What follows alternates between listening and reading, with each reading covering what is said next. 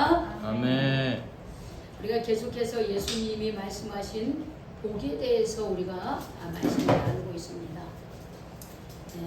오늘 우리가 이렇게 계속해서 몇 주간에 걸쳐서 아직도 한 2, 3주 더 해야 될 텐데 이 8가지 복에 대해서 하는 이 말씀, 축복의 말씀은 천국 시민인 우리 성도들의 삶의 특징이에요. 이게 우리는 어떻게 살아가야 되느냐, 어떤 복을 누리며 살아가야 되느냐, 그걸 가르쳐 주는 거예요.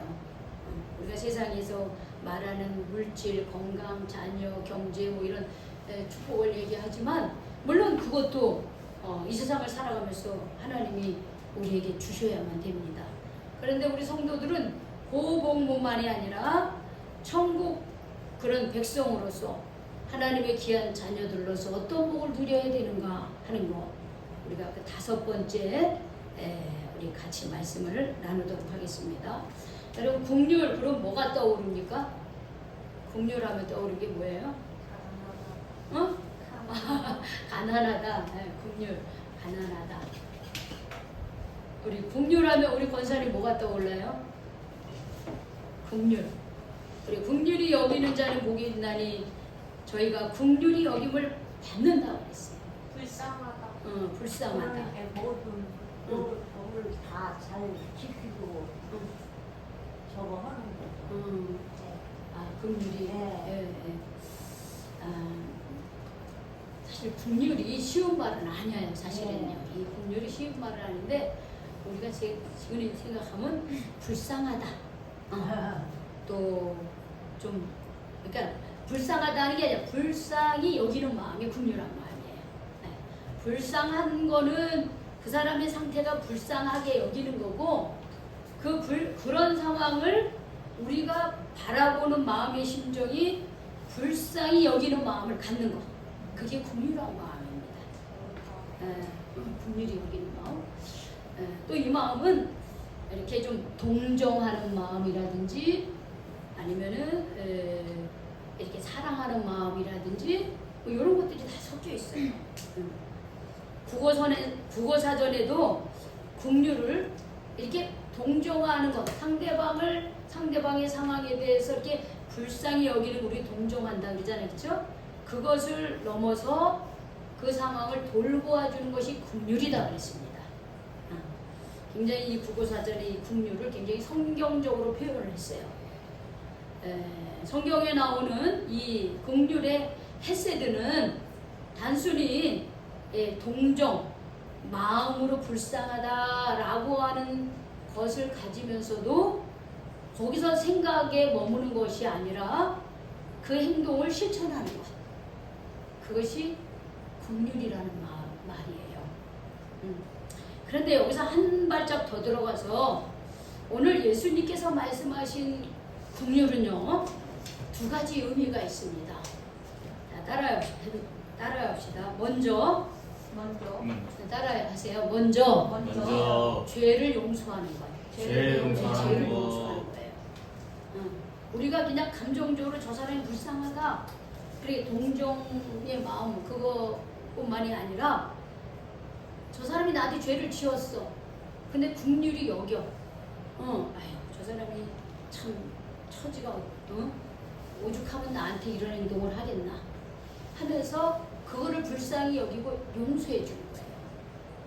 그런데 이 용서의 마음은 내 안에서부터 시작이 가능할까요? 그런 마음이 쉽게 될까요?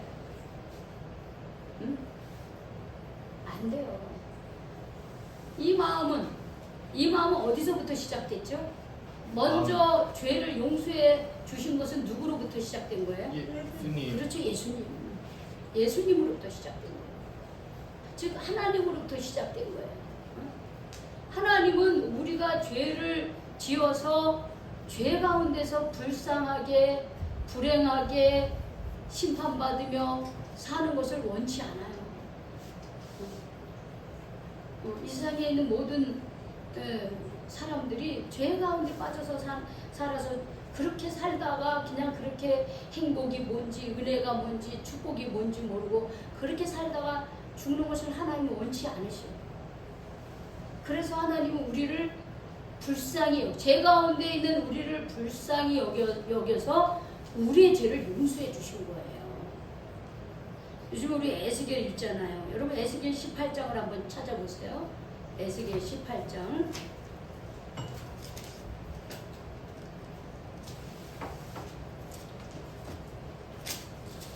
우리 구약성경 에스겔 18장.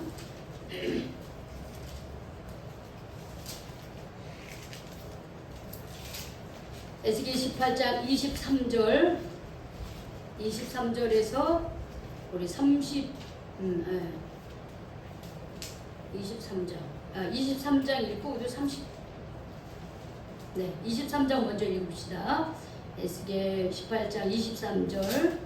자, 우리 같이 읽겠어요. 시작. 주 여호와의 말씀이니라. 내가 어찌 악인이 죽는 것을 조금이들 기뻐하랴. 그가 돌이켜 그 길에서 떠나 사는 것을 어찌 기뻐하지 아니하시겠느냐 그랬어요. 우리는 흔히 좀 나랑 적대 관계가 있고 나랑 안 좋은 사람이 어떤 그 대가를 치르면 우리 마음이 어때요? 솔직히 말해서 응? 고소하다 이런 마음이 들죠. 아이고 잘됐다 그렇게 살더니 응? 그렇게 못되게 굴더니 하나님이 봐주셨어 이런 마음이 금방 들어요. 그죠? 그게 솔직한 우리의 심정이에요. 그런데 하나님은 안 그런다는 거예요. 악인이라도 자기의 죄 때문에 죽는 것을 하나님은 조금도 기뻐하지 않는데 오히려 그가 돌이켜서 그 죄악된 길에서 돌이켜서 회개해서 떠나 사는 것을 하나님은 원하신다는 거예요.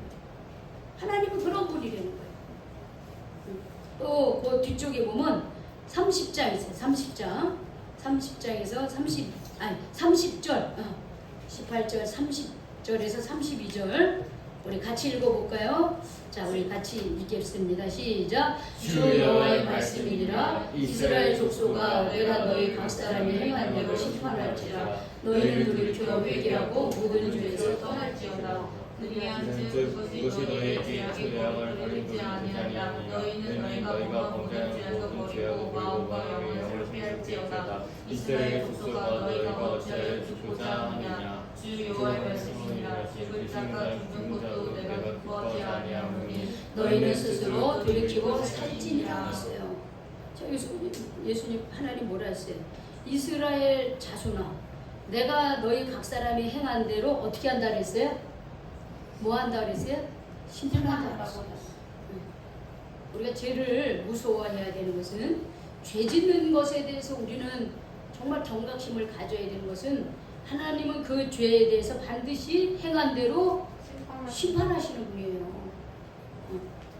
그런데 심판을 하기 때문에 하나님이 이 얘기를 하는 거예요. 근데 아까 그랬죠. 우리 20절에 23절에 심판하는데 그렇게 죽는 것을 하나님이 기뻐하지 않는다 그랬잖아요. 자기 죄 때문에 심판받고 죽는 것을 하나님 기뻐하지 않으신다 그랬잖아요. 그래서 하나님이 이 얘기를 하는 거예요. 너는 빨리 돌이켜 회개하고 모든 죄에서 떠나라 그랬어요. 모든 죄에서 떠나라.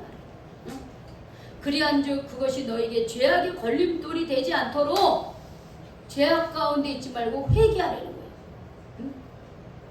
너희는 너희가 범한 모든 죄악을 버리고 무엇과 무엇을 새롭게 하라 그랬어요? 마음과 영을 새롭게 하라 했어요.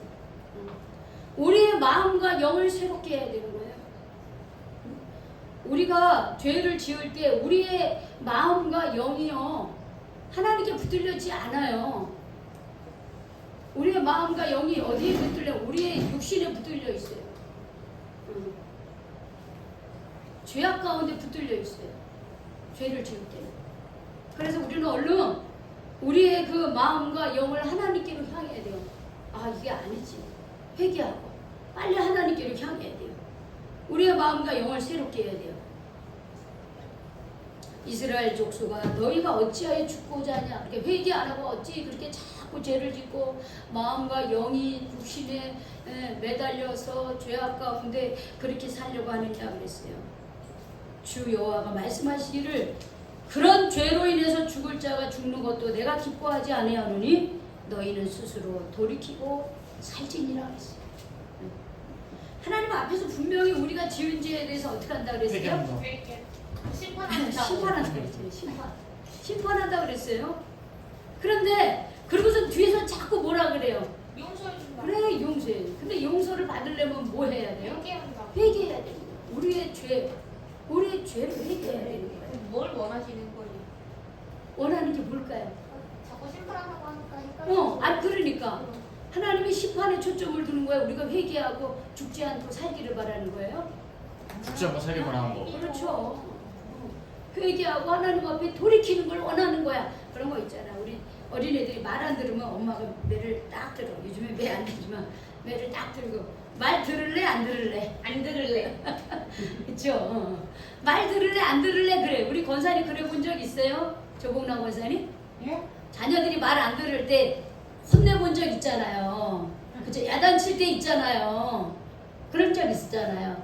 말 들을래 안 들을래? 안 들어. 너 안 들으면 어떻게 매를 너 몇 대 맞아버릴래? 그렇죠. 한 대 맞을래. 부모의 그 사랑의 매는 벌이 목적이 아니라 그 자녀가 어떻게 되기를 바라는 게 목적이에요. 잘못한다고 그럼요. 그런 거 하나님 똑같은 마음이에요. 하나님의 마음이에요. 그 마음이. 응? 그래 우리 하나님은 야 너희들 잘못하면 내가 심판할 거야. 그런데 나는 니네들이 그 죄를 지었어도 그렇게 죽기를 원치 않아. 어떻게 해서든 빨리 회개해 이 말이에요. 회개하고 돌아서라.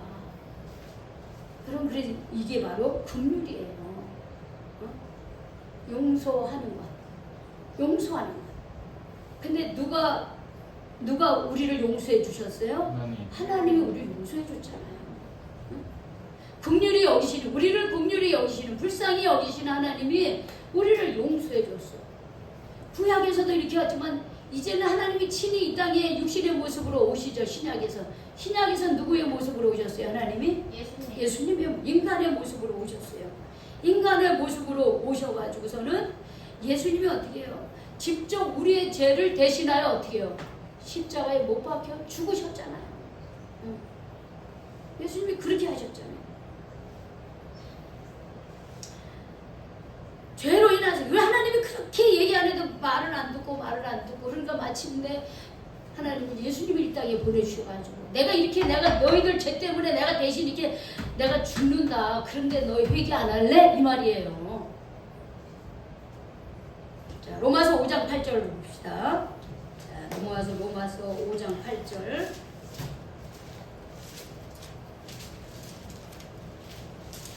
로마서 5장 8절.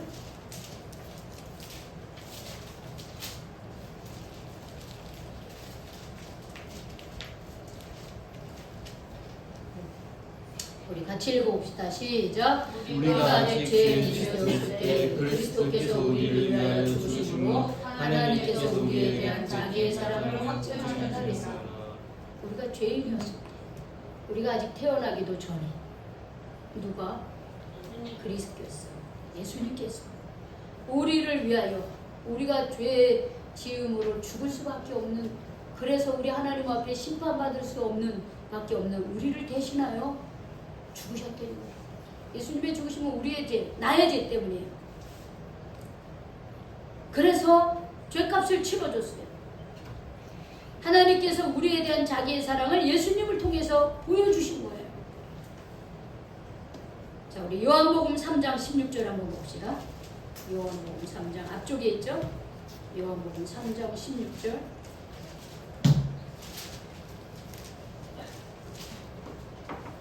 요한복음 3장 16절.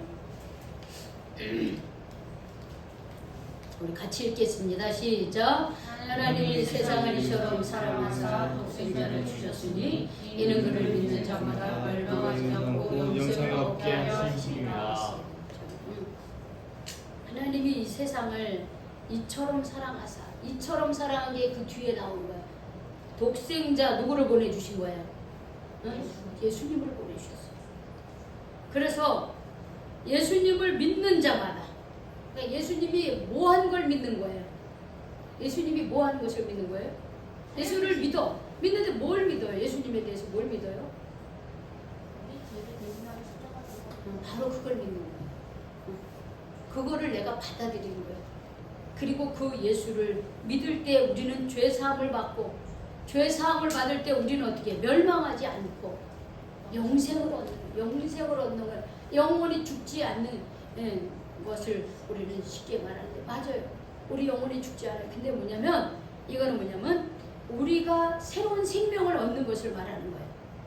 육신의 생명은 부모로부터 이 땅에 태어날 때 우리가 얻어요. 그런데 영생은 뭐냐면 하나님의 자녀로 거듭나는 게 영생이에요. 새 생명을 말하는 거예요. 이 새 생명을 얻고 주님과 동행하며 살다가 우리가 이 땅을 마감할 때 우리가 어디로 가는 거예요? 하늘나라에 가는, 하늘나라. 이게 영생이에요.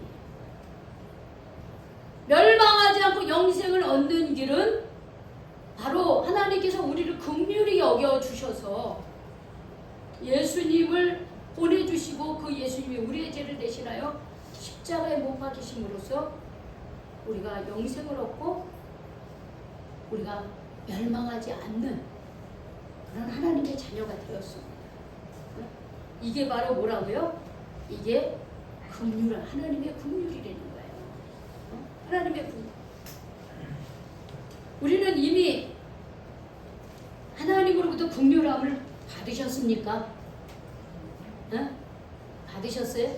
아멘. 긍휼하심 받으셨죠? 누굴 통해서 받으셨어요? 예수님. 예수님을 통해서 받으셨잖아요. 우리를 용서해 주셨잖아요. 우리를 죄 가운데 있던 우리들을 어떻게 해요? 용서해 주셨잖아요. 그 긍휼하심을 받았어요, 우리는요. 그래서 우리는 이 긍휼하심을 우리도 실천해야 되는 거예요. 실천해야 되는 거예요. 그 다음에 또 하나의 긍휼은 뭐냐면, 아까는 죄의 죄를 용서해 주는 거라고 그랬어요. 또 하나는 뭐냐면 직접 이웃의 고통과 아픔에 동참하는 마음. 그 사람이 아이고 불쌍해. 그런데 불쌍하다라고 하는 마음으로 끝나는 게 아니라 그 불쌍한 그 사람의 그 고통과 그 아픔에 동참하는 것, 그게 긍휼이라는 거예요. 네. 자, 예를 들어서 요한복음 8장 1절에 11절에 보면은 간음하다가 잡힌 여자를 이 당시 율법자와 바리새인들이 예수님한테 끌고 왔어요. 예수님께 끌고 왔어요. 그리고서는 예수님, 이 여자가 현장에서 간음하다가 붙잡혀 왔습니다.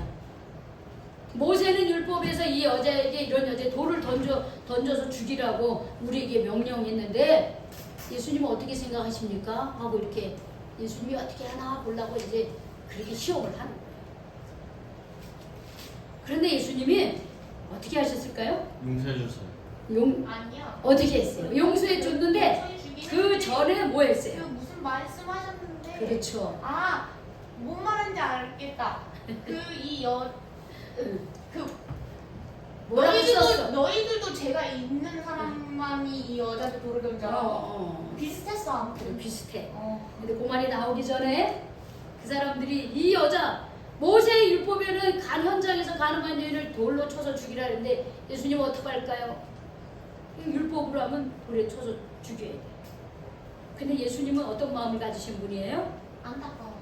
긍휼한 마음을 가지신 분이에요. 불쌍해요. 그 여자의 삶이 잘했다는 게 아니야. 근데 그렇게밖에 살 수 없는 그 여자를 불쌍히 여기는 거야. 그래서 예수님이 땅바닥에다 뭘 써요? 뭐라고 썼어? 그래서 사람들이 예수님 뭐라고 할까? 그래서 이렇게 예수님이 뭔 얘기를 하기를 기다리는데 예수님 뭔 얘기를 하는 게 아니라 그 땅바닥에 뭐라고 끄적끄적끄적 쓰는 거야. 사람들이 어떻게 했을까요? 전부 다 예수님의 행동을 조용하게 봤겠죠. 지켜봤죠. 근데 계속 그 사람들이 물어. 어떻게 할까요? 예수님! 어떻게 할까요? 자꾸 물어. 그랬더니 예수님이 몸을 일으켜 세웁니다. 그러고서 뭐라 그러냐면, 너희 가운데 죄 없는 자가 먼저 저 여자에게 돌을 던져라 그래요. 너희 가운데 죄 없는 자가 먼저 돌로 쳐라. 야! 응. 밟아 그래. 너한테 올까봐 뭐 겁난 거지? 너희 가운데 죄 없는 자가 먼저 저 여자에게 돌을 던져라 그랬어요. 그러니까 그러고서 또 밑에 내려와가지고 또 이렇게 또 뭐라고 땅에다가 뭘 또 땅에 뭘 이렇게 극적이셔 뭐라고 썼는지는 몰라. 그런데 예수님이 야 너희가 죄 없는 자가 저 여자에게 먼저 돌을 쳐라 이렇게 했으니까 예수님이 그 여자가 죄가 없다고 말은 하지 않았어. 근데 돌 던질려면 죄 없는 사람이 돌 던져 이렇게 얘기한 거예요. 그랬더니만 성경이 뭐냐 나이 많은 사람들부터 시작해서 하나씩 어떻게 했어요? 돌아갔다고 그랬어요. 왜 그랬을까요? 왜냐면 자기도 죄진 게 있기 때문에. 그렇지. 이 여자만 죄진 게 아니야. 누구도 죄진 나도 죄졌으니까 내가 어디 돌려주냐. 나도. 나는 죄가 없네. 이 가늠하다 붙잡히고 그런 사람들이 막 저 여자야 가만두면 안 돼. 저 바람 피고 저거 아주 그냥 못됐어. 아주 그러면서 그냥 이 모세 율법대로 저 여자를 처형해야지. 예수님 뭐라 그러냐 한번 두고 보자. 근데 예수님은 죄 없는 자가 돌로 쳐라. 그러고서 뭐 그렇게 하라고 말도 안 해. 그냥 또 땅바닥에 뭐 이렇게 그림을 그리는지 낙서를 하는지 예수님은 또 무심하게 좀 자기 일만 하네. 그런데 나이 많은 사람들부터 하나씩 그냥 돌아갔다 그랬어요. 왜? 예수님이 하신 말씀 들어보니까 죄 없는 자가 저 여자에게 먼저 돌을 치라니까 아무도 먼저 저 여자를 돌로 칠 자격이 없네. 나도 죄가 많아.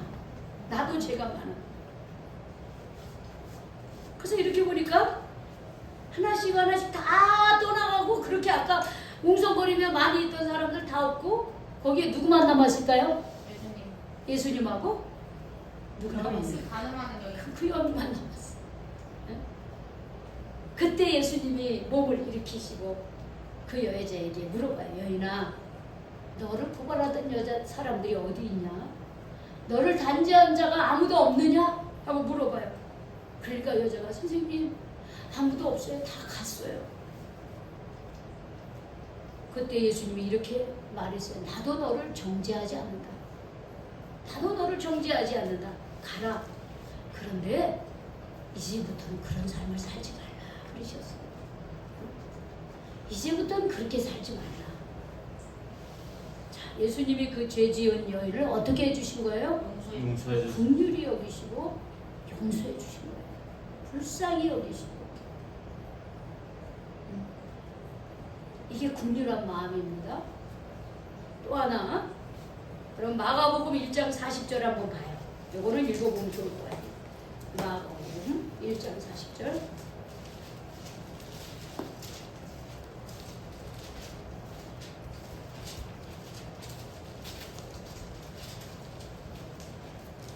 긍휼의 두 번째 마음을 우리가 만나보는 겁니다. 긍휼의 첫 번째는 죄를 용서하는 것이 긍휼이라는 것. 두 번째는 고통당하는 자와 마음을 같이 하는 것이 긍휼이라고 그랬어요. 그게 바로 어디에 나오느냐? 마가복음 1장 40절에 나옵니다. 우리 40절에서 42절까지 같이 읽어봅시다. 시작. 한 나병 환자가 예수께 와서 꿇어 엎드려 간구하여 이르시되 원하시면 저를 깨끗하게 하실 수 있나이다.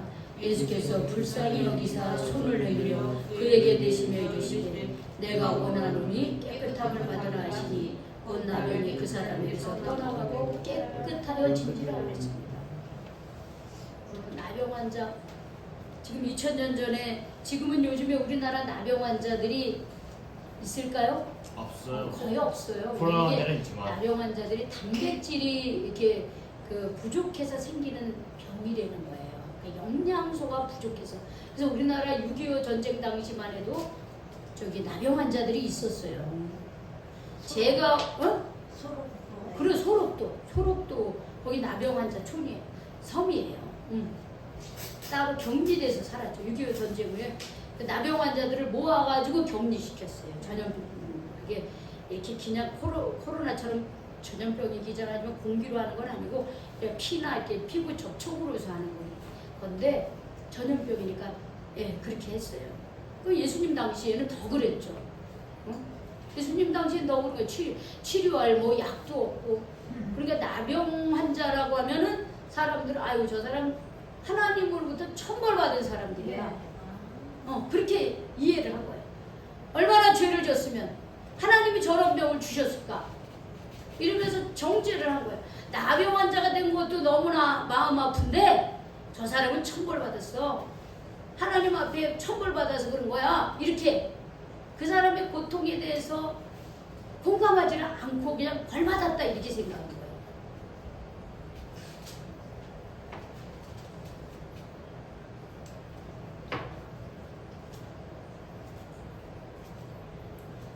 그런데 그 어떤 한 나병 환자가 예수님 앞에 나왔어요. 우리 성혁이 일어나서 좀 깨. 안 그랬는데 최근 들어와서 자꾸 존다. 이 영적으로 지금 너와 많이 잠자는 것 같아. 깨어있어요.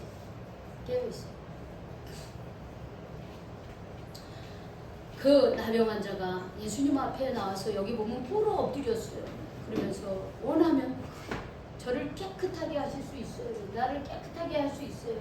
밟으려면 컵발. 안 죽었어. 괜찮아. 이쪽으로 이렇게 밀어놔요. 또 그쪽에 갈 수 있으니까 살아가지고. 선생님. 아니 그 벌레도 그렇게 무서워하면서. 이 누구 앞에 나설 수 없는 사람이에요. 나병 환자가 예를 들어서 어디 마을에 들어가려면요 얼굴을 다 가리고 입술도 다 가리고 이 소리를 질렀어요. 나 나병 환자입니다 하고 소리를 질러. 왜? 전염병이니까. 그 사람들이 다 가까이 오지 말라고. 그러니 그렇게 하면서 마을에 들어갈 사람이 어디 있겠어요. 응? 그래서 나병 환자는 참 불쌍한 영혼이고 불쌍한 인생이었어요. 그런데 그 사람이 용기를 내서 예수님 앞에 와서 꿇어 엎드려 간구하면서 원하시면 저를 깨끗하게 할 수 있습니다. 저 고쳐주세요. 그런 거예요. 그때 예수님께서 그에게 어떤 마음을 가지셨다 그랬어요? 그 사람에게 41절에 보면 예수께서 어떻게 했다 그랬어요? 불쌍히 여겨 손을 내밀어. 자 여러분 그게 가능해요? 지금 이 사람이 이게 접촉을 하면은 그냥 가까이 있기만 해도 병이 오를지도 모른다는 그 두려움이 있는데 아니 예수님이 그를 불쌍히 여기셨다는 거예요. 그 불쌍히 여기는 거로 끝나지 않고 손을 내밀어 어떻게 했어요? 그의 몸에 이렇게 대셨다는 거예요. 나병 환자의 몸에 대셨어요. 그리고 뭐라 내가 원하노니 깨끗함을 받으라 이렇게 얘기하셨어요. 이게 진정한 긍휼함이라는 거예요. 얼마나 불쌍해. 근데 불쌍한데 근데 가까이 하기는 싫어. 이런 마음이 두려운 마음 때문에. 그러니까 그거는 긍휼의 마음 반쪽밖에 아니야. 불쌍히 여기면서 그 사람에게 어떻게 해요? 같이 그 마음을 가져야 돼요. 그 사람의 고통에 함께하는 거예요. 그러면 예수님이 그 불쌍히 여기고 손을 내밀어 그에게 대셨다라고 하는 것은 그 사람의 고통을 함께 공감하고 있다는 거예요. 함께 아파하고 있다는 거예요. 그리고 예수님은 하나님이 주신 그 능력으로 예수님은 하나님 자신이기 때문에 내가 원하노니 깨끗함을 받으라 그래. 그 문제를 해결해 주는 거예요. 그게 진정한 긍휼함이 되는 거예요. 그럴 때는 그 나병이 그 사람에게서 떠나가고 깨끗해졌다고 했습니다. 이게 긍휼하다는 거예요. 내가 동정심만 보내는 게 긍휼한 게 아니에요. 내가 그 마음, 여기서는 나병 환자가 그 고통을 받을 때에 그 나병 환자의 아픔을 아시고 그 가까이 하셨던 것처럼 그의 문제를 해결해 줬던 것처럼 우리가 긍휼히 여긴다고 하는 것은 바로 그렇게 함께 공감해주고 함께 고통을 나누어주고 고통을 분담하는 것이라는 거예요. 이게 긍휼함이라는 거예요. 근데 이런 긍휼함을 우리는 이미 어떻게 하고 있습니까? 이 긍휼함을 우리는 어떻게 받았어요. 이미 받았죠. 그렇죠? 받으셨죠? 어? 우리는 이 긍휼함을 받았어요. 자, 그러면 여기 성경이 뭐라 했어요? 마태복음 5장 7절에 보면 긍휼히 여기는 자는 어떻게 한다 그랬어요? 복이 있나니 복이 있나니 뭐 한다 그랬어요? 긍휼히 네, 여김을 긍휼히 여김을 받는다 그랬어요. 자, 이미 우리는 긍휼을 여김을 받았습니까? 안 받았습니까? 받았어요. 우리 이미 받았어요. 우리를 보시고 불쌍히 여기시고 우리를 용서해 주시고 하나님 자녀 삼아 주셨어요. 이제 우리가 해야 될 건 뭐예요? 우리도 나한테 잘못한 사람을 우리가 어떻게 해줘야 됩니까? 긍휼히 여기고 용서해 줘야 돼요. 용서해 줘야 됩니다. 그게 첫 번째 긍휼이에요. 그렇죠? 그래서 우리가 마태복음 6장에 보면 예수님이 가르쳐 주신 기도가 있어요. 6장 12절에 우리가 우리에게 죄 지은 자를 사하여 준 것 같이 우리의 죄를 어떻게 해요? 사해달라고 그랬어요. 자, 우리가 하나님으로부터 용서함을 받으려면 우리가 먼저 나에게 죄 지은 사람, 나에게 잘못한 사람을 먼저 어떻게 해야 됩니까? 용서해 주셔야 돼요. 용서해 줘야 돼요. 근데 이게 쉬워요? 이게 쉬울까요? 쉽지 않아요. 자, 이렇게 살아보니까 나한테 죄 지은 사람, 나를 불편하게 한 사람, 나를 힘들게 한 사람 용서가 잘 안 됩니다. 나이 그냥 안 보고 살지. 안 보고 말지. 멀리하고 살지. 용서는 안 돼. 많이 그렇게 우리 살고 있어요. 응? 그런데 우리 주님은 기도문을 가르쳐 주면서 우리가 우리에게 죄 지은 자를 사하여 준 것 같이 우리의 죄를 용서해 주십시오. 이렇게 기도하라고 그랬어요. 우리가 이미 용서함을 받았기 때문에 우리도 다른 사람의 잘못을 어떻게 해주려는 거예요? 용서해 주려는 거예요. 용서해. 그 삶을 실천하려는 거예요. 예수님이 가르쳐 주셨잖아요. 그걸 좀. 그런데 만약 우리가 그렇게 용서하지 못한다면 우리가 어떻게 되겠습니까? 지옥 가요? 지옥 가죠. 지옥 가요. 우리 마음이 지옥이 되죠. 우리 마음이 지옥이 돼요. 그래서 마태복음 18장에 보면은 이거 마지막이니까 우리 한번 살펴보고 마태복음 18장 어떻게 되는지 궁금하니까 한번 좀 읽어봅시다. 마태복음 18장 21절에서 35절 좀 짧아요. 보니까 또 짧지도 않네? 근데 우리가 알고 있는 거야. 자, 제가 읽고 여러분들이 이렇게 교독하겠습니다. 그때 베드로가 나와 이르되 주여 형제가 내게 죄를 범하면 몇 번이나 용서하여 주리까? 7번까지 하오리까? 예수께서 이르시되 내게 이르노니 7번뿐 아니라 7번은 70번까지라도 할지니라. 우리 같이 읽어요. 그러므로 천국은 그 종들과 결산하려 하던 어떤 임금과 같으니 결산할 때 반 달란트 빚진 자 하나를 들여오매 갚을 것이 없는지라 주인이 명하여 그 몸과 아내와 자식들과 모든 소유를 다 팔아 갚게 하라 하니 그 종이 엎드려 전함에 이르되 내게 참으소서 갚으리이다 하고는 그 종의 주인이 불쌍히 여겨 놓아 보내며 그 빚을 탕감하여 주었더니 그 종이 나가서 자기에게 백달된 무용 빚진 동료 한 사람을 만나 붙들어 목을 잡고 이르되 빚을 갚으라 하매. 여러분 읽으라고 할 때 읽으세요. 그리고 좀 큰 소리로 하세요. 속으로만 하지 마시고. 그 동료가 엎드려 간구하여 이르되 나에게 참아주소서 갚으리이다 하되 허락하지 아니하고 이에 가서 그가 빚을 갚도록 오게 거두거늘 그 동료들이 그것을 보고 몹시 딱하게 여겨 주인에게 가서 그 일을 다 알리니 이에 주인이 그를 불러다가 말하되 악한 종아 내게 빌기에 내가 내 빚을 전부 탕감하여 주었거늘 내가 너를 불쌍히 여긴과 같이 너도 내 동료를 불쌍히 여김이 마땅하지 아니하냐 하고 주인이 노하여 그 빚을 다 갚도록 그를 옥조들에게 넘기리라. 너희가 같이 읽겠어요. 너희가 각각 마음으로부터 형제를 용서하지 아니하면 나의 하늘 아버지께서도 너희에게 이와 같이 하시리라. 그런 거예요. 아까 우리 은혜가 지옥 가나요? 그런데 지옥이 따로 있지만 지옥이 따로 있는 게 아니에요. 우리 마음속이 지옥이에요, 지옥. 그렇죠?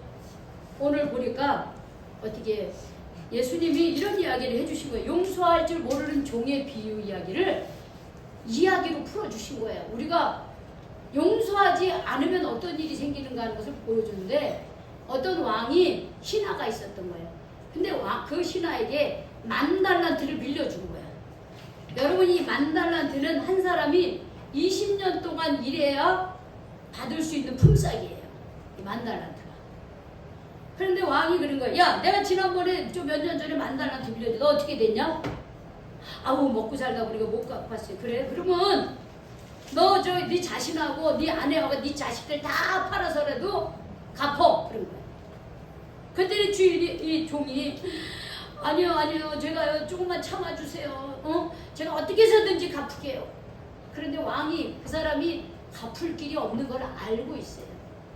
말로는 갚는다 그러지만은 먹고 사는데 어떻게 그 10,000달란트를 갚어. 여기 보니까 주인이 어떻게 해요? 그를 어떻게 여겼다 그랬어요? 불쌍히 여겼다. 불쌍히 여겼다. 아이고 저거 말로만 저러지 저거 갚지도 못하면서. 그래서 불쌍히 여겼어요. 그리고서는 그 빚을 다 어떻게 해요? 다 탕감해줬다는 말이 무슨 말? 탕감해줬다는 게 다 없애줬다는. 이제 그래 너 자유롭게 살아. 너 나한테 빚진 거 다 제로야. 여러분 만약에 누군가에게 나한테 그렇게 여기에 있는 내가 이 사람이라면 여러분 마음이 어떻겠습니까? 너무 좋죠. 너무 감사하죠. 너무 감사해요. 그런 큰 은혜를 받았어. 용서함을 받았어. 근데 이 사람이 돌아가다가 자기 동료를 만났네. 그런데 그 동료는 자기에게 100데나리온의 빚을 줬어. 이 100데나리온은 한 2, 3개월만 일하면 벌 수 있는 돈이야. 자, 10,000달란트하고 100데나리온하고 비교할 수 있어요? 없어요. 아유, 이거 아무것도 아니야. 이건 껌값이야. 이건 껌값이야. 100데나리온. 그런데 이 하인이 뭐라네 붙들어가지고 그 빚진 동료한테 목을 잡고 빚을 갚으라 그래. 그러니까 이 동료가 엎드려 간구해요. 조금만 참아달라. 그런데 이 하인이 어떻게 했을까요? 허락하지 아니하고 어떻게 해요? 이에 가서 그가 빚을 갚도록 옥에 가뒀다는 거예요. 그랬더니 다른 동료들이 그것을 보고서 참 딱하게 여긴 거예요. 그래서 주인에게 갑니다. 주인에게 가서 저 하인이 그런저런 일을 벌였습니다. 그러니까 이 주인이 듣고서 화가 난 거예요. 데리고 오라 그래요. 그러면 뭐래? 이 악한 종아, 네가 갚을 수 없다 그래서 네 빚진 걸 내가 다 탕감해 줬는데, 그래서 내가 너를 불쌍히 여겼는데 너는 네 동료를 그렇게 해주면 안 되냐? 너는 그 얼마 되지도 않는 그걸 가지고 그 사람을 붙들어가 옥에 가두고 너 어떻게 그럴 수 있느냐? 내가 너를 불쌍히 여겨서 탕감해 주었듯이 너도 그렇게 해야 되지 않냐? 근데 너는 그렇게 하지 않았어. 야, 이제 들어와. 빚을 다 갚도록 저기 옥에다 쳐넣어라. 이렇게 했다는 거예요. 이 이야기를 예수님이 해주면서 너희가 각각 마음으로부터 형제를 용서하지 아니하면 나의 하늘 아버지께서도 너희에게 이와 같이 해주시겠다 그랬어요. 자, 여러분, 우리는 이미 하나님께서 예수님을 통해서 우리의 죄값을 다 어떻게 해줬어요? 다 용서해 줬잖아요. 그러니까 내가 죽을 수밖에 없던 나를 다 용서해 주고 나를 하나님 자녀 삼아 주셨잖아요. 이 하인에게 베푼 은혜처럼 하나님이 우리에게 그렇게 해주셨잖아요. 그러니까 우리는 이 세상을 살면서 나에게 나를 섭섭해하게 하고 나를 힘들게 하거나 나를 배신했던 그 사람들, 그런 사람들을 어떻게 해줘야 됩니까? 나도 어떻게 해줘야 돼요? 용서해 주라는 거예요. 내가 이미 용서받은 것처럼 너희도 그렇게 하려는 거야. 우리가 이 세상을 살면서 그런 사람들을 만날 수 있어요. 만날 수가 있어요. 그런데 그럴 때에 그렇게 해주려는 거예요. 왜? 우리가 이미 긍휼함을 받았기 때문에. 이미 긍휼함을 받았어요. 여러분 손양원 목사님 아세요? 전혀요? 손양원 목사님이라. 사랑의 원자탄이라고 하는 책의 주인공이셔요. 이분은 저 나병 환자 유양원인 애양원 교회에서 봉사를 하고 있었습니다. 6.25 전쟁 당시에. 그런데 6.25 전쟁 전이죠. 그런데 1948년 10월에 여수 순천 반란 사건이 일어났다는 거예요. 그때에 목사님의 두 아들이 공산 분자에 의해서 살해를 당했어요. 그 두 아들 이제 미국 유학 가기로 다 선교사들하고 얘기 다 끝냈는데 첫째 아들이 둘째 아들하고 같이 학교에서 공산당원인 어떤 청년에 의해서 살해를 당했어요. 죽임을 당했어요. 얼마나 기가 막히겠어요. 그 사람은 안재선이라고 하는 사람이었어요. 그 아들을 죽인 사람 공산당원이었어요. 손양원 목사님의 그 두 아들을 죽인 사람이 안재범이라고 하는 청년이었습니다. 근데 이 사람이 붙잡혔습니다. 자, 이 사람은 어떻게 처리해야 될까요? 사형에 처리해야 되죠. 그런데 이 손양원 목사님이요, 이 사람을 만납니다. 그리고 자신의 양아들로 삼아요. 이 안재선이라는 사람을 양아들로 삼아요. 어떻게 이게 가능할까요? 어떻게 이게 이 사람 안재선이라는 사람은요 죽을 수밖에 없는 사람이었어요. 그러나 자기의 손에 의해서 총살을 당한 그 두 아들의 아버지가 자기한테 찾아와가지고 용서해주고 법정에서 내 아들 삼겠다 용서해달라 그렇게 얘기해요. 그러니까 법정에서 어떻게 용서를 해줬어요. 아버지가 용서해달라 그러는데 그러면 손양원 목사님이 어떻게 그게 가능합니까? 자신도 하나님으로부터 용서함을 받았기 때문에 그 사람을 실천한 거예요. 안재선이라는 사람은 후에 신학을 공부하고 손양원 목사님이 목회하던 그 자리를 이어받아서 목회자가 되어서 복음을 전했습니다.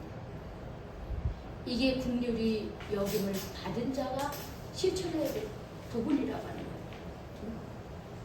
우리 그렇게 삽시다.